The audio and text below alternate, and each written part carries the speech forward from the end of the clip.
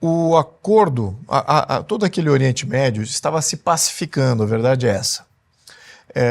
Jordânia, até o Iêmen, Jordânia, Arábia Saudita, Egito, todos eles estavam em conjunção com Israel.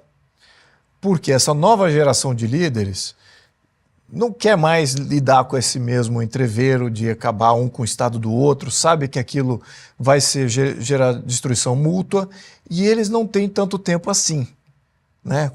Considerando que as regiões deles são produtoras somente de petróleo, não têm outras funções, agora estão desenvolvendo turismo, mas são economias muito precárias e dependentes dos Estados Unidos, que eles não gostam de ficar dependentes da economia norte-americana ou da europeia, então eles querem se desvincular.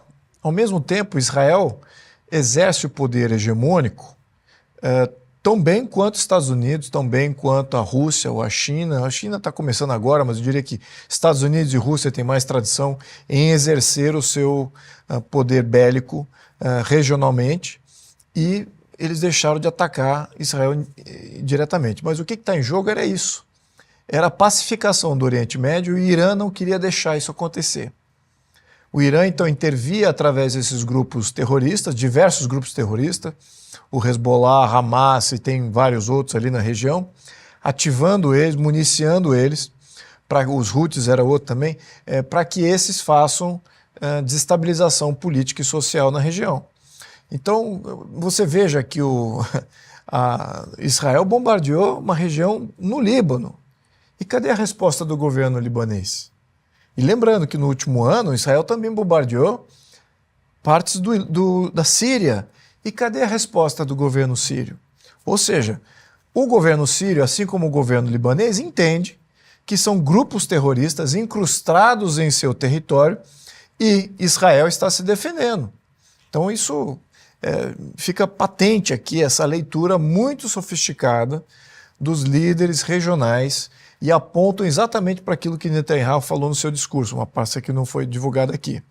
É que a região estava se pacificando, estavam com um plano de prosperidade muito inclusivo, que incluía os países árabes e Israel juntos, e o Irã interveio exatamente para não deixar isso acontecer, fazendo esse cisma religioso sobre falsas bases religiosas. Então é exatamente isso que está em jogo. Então essa questão da religião é jogado para justificar uma militância visceral, uma militância até nacionalista da questão do Palestina, que, na minha opinião, é uma questão muito mais complexa, étnica do que qualquer outra coisa. Mas a gente tem que apontar isso. Então, o Irã está cooptando grupos terroristas, então o grande culpado disso tudo é o Irã. Então, Israel está lutando contra o Irã, e eles falam abertamente isso. Então são as forças do Irã que usam as forças terroristas de diversos grupos, e é contra isso que Israel está se levantando. Agora, deixar claro aqui uma coisa. A questão do Hezbollah, assim como o Hamas, eles já existem há décadas. Então o que nós estamos vendo é a eliminação das atuais lideranças. E as próximas que surgirão, certamente, porque essa questão ainda, essa narrativa ainda tem campo fértil ali na região.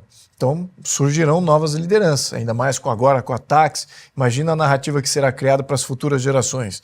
O agressor, etc., como ele veio sem aviso, etc.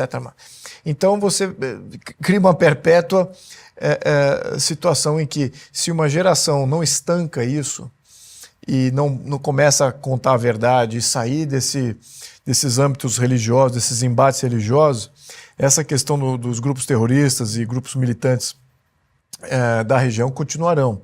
Então isso é muito pontual aqui que a gente precisa destacar. Ao mesmo tempo, se esses grupos terroristas vão continuar, então que as forças do bem, aí Israel se posicionando como sendo uma força do bem, um Estado democrático estabelecido, constitucional, todas as suas ações são transparentes.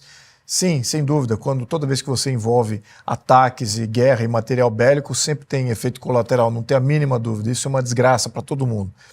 Mas temos que entender qual é o lado que seria o lado mais eu diria, civilizatório que quer empurrar a coisa adiante, né? Israel, eu diria que é o protagonista, mas não podemos excluir também os países árabes vizinhos que também querem pacificar isso. E quem não quer pacificar nada é o Irã, que está aí, esse em franco retrocesso para a Idade Média e quer de fato fazer essa consternação geral na região. Então a gente tem que deixar muito claro aí quem é o grande inimigo aqui, e eu digo que é o Irã o grande inimigo.